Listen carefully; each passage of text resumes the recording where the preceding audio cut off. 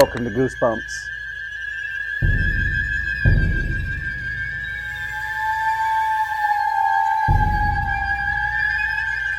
Welcome back, my friends, to chapters 29 and 30 of R.L. Stine's Slappy Birthday to You.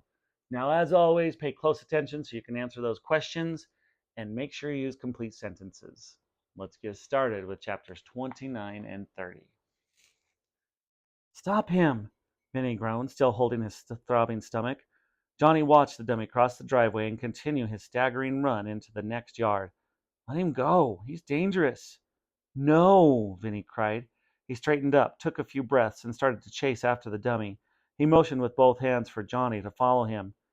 We don't want Ian to know we stole him, Vinny explained.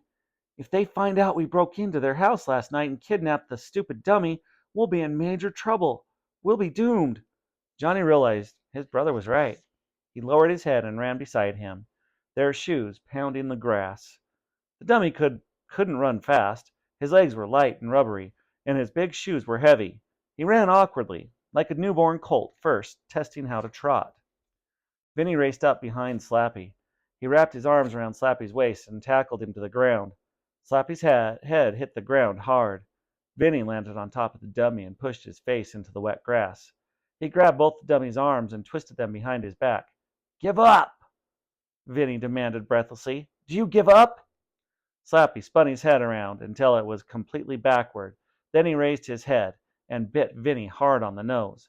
Vinny screamed in pain and rolled off the dummy. He smothered a hand over his nose, trying to wipe away the pain. Slappy, his head backward, grinned up at him, but the dummy made no attempt to escape. Why did you do that? Johnny demanded. He leaned over the dummy, hands on his knees, ready to give him what he tried to jump up and run away again. Why did you run away from us? Let me think. Because I don't like you, Slappy replied. The dummy snickered. Actually, I thought you two slaves needed some exercise. It's not good that your stomach comes into a room before you do. No more jokes, Vinny said. We're taking you to Ian. What more do you want? I want to get to that sheet of paper first, Slappy said. That's why I took off. Now, let's get to business, slaves. Vinny grabbed Slappy off the ground and swung the dummy back over his shoulder. Ian can be your slave, he muttered. You're all going to be my slaves, Slappy screamed angrily.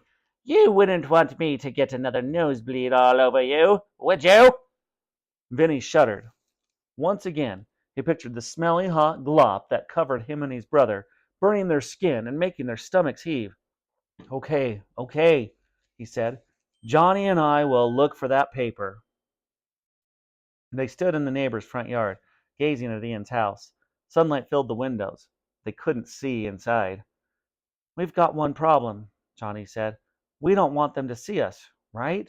We don't want them to know that we're the ones who stole this creep.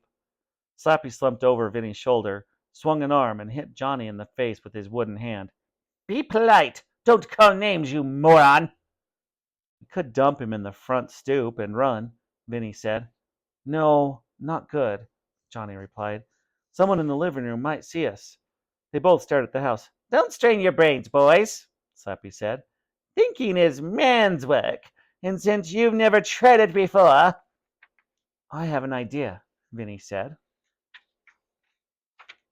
Let's dump him, chapter 30. Let's dump him in the garage and run, Vinny said. They both turned their gaze to the square white garage at the back of the house. The garage door was closed, but they both knew Mr. Barker never locked it. Vinny gazed up and down the driveway. It was empty. Did that mean the Barkers weren't home? Or was their car in the garage? It didn't matter. This was the perfect place to hide Slappy and not be seen. Vinny decided. Sounds like a plan, Johnny told his brother. Sounds like a lame-brain plan, Slappy chimed in. The boys ignored the dummy. They crept along the side of the neighbor's yard, hunkering low behind a row of evergreen shrubs. Then they burst across the Barker's driveway to a wide, white garage door. Johnny grabbed the handle in the center of the door and began to pull it up. The door slid up easily. Halfway up, they could see Mr. Barker's blue Camry parked inside. Then he heard a sound and spun around. Had the kitchen door opened? No. Must have been a tree branch creaking. Breathing a sigh of relief, he ducked his head and carried the dummy into the garage. Johnny followed him in. Hurry, he whispered. I hear music in the house. They're definitely home. Then he gazed around the garage. Shelves on the two side walls held tools and folded up lawn furniture, bags of fertilizer and garden soil. A power mower stood against the back wall. A green garden hose was rolled up beside it. Here, this will work, Vinny said. He sat Slappy down on the trunk of the car and propped him against its rear window. I don't like this. I don't like this, Slappy said, shaking its head from side to side. Sorry, slaves. I don't like this at all. Too bad, Vinny said. He gave Johnny a gentle push. Let's get out of here. Know what I do when I don't like something? The dummy rasped. Watch! Slappy raised both hands in the air, and the garage door came slamming down. Hey! Johnny uttered a startled cry, and he and Vinny, inches away from the door, jumped back. Johnny grabbed the inner door handle and tugged. The door wouldn't move. He tugged again. Then he turned to Slappy. Let us out. Slappy tossed back his head and laughed his shrill, maniacal laughter.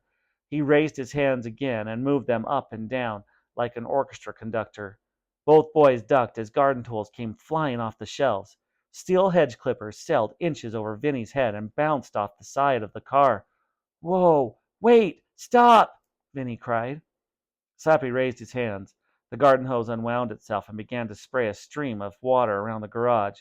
The car horn began to honk. The power mower roared to life. Stop it! Stop it! Vinny screamed. Johnny strained and struggled with the garage door handle, but he couldn't get the door to slide up. A cold stream of water from the garden hose hit him in the back and made him scream. The shelves on both walls were empty now. The tools had all come flying out. The heavy bags of soil and fertilizer slapped the hood of the car and slid to the garage floor. Slappy waved his arms, conducting the horrible mess, grinning gleefully. The horn honked and honked. Stop! Slappy! Stop it! Vinny pleaded. And over the splash of the water, the roar of the power mower, and the pounding blare of the horn, both boys heard a shout from outside the garage. Hey! What's going on in there? Mr. Barker. Johnny turned to his brother. We're in trouble, he said. And just what kind of trouble are they in? Well, guess what? You're going to have to tune in tomorrow to find out. So, 2 questions, 2 complete sentences. Fill in the blanks. Do your best work, and we'll keep it so short. See you tomorrow for 31 and 32.